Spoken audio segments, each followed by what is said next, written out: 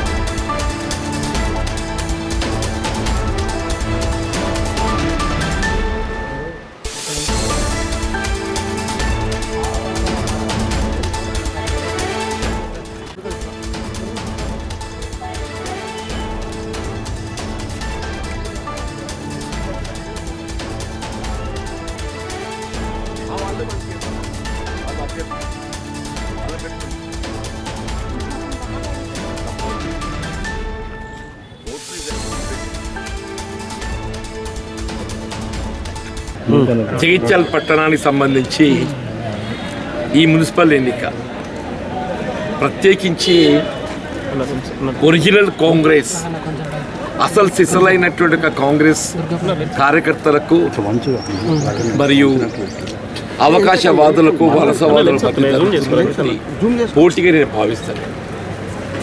తప్పకుండా ఇది కాంగ్రెస్ కార్యకర్తల ఆత్మాభిమానం ఆత్మగౌరవానికి సంబంధించినటువంటి ఒక అంశంగా నేను పరిగణిస్తా.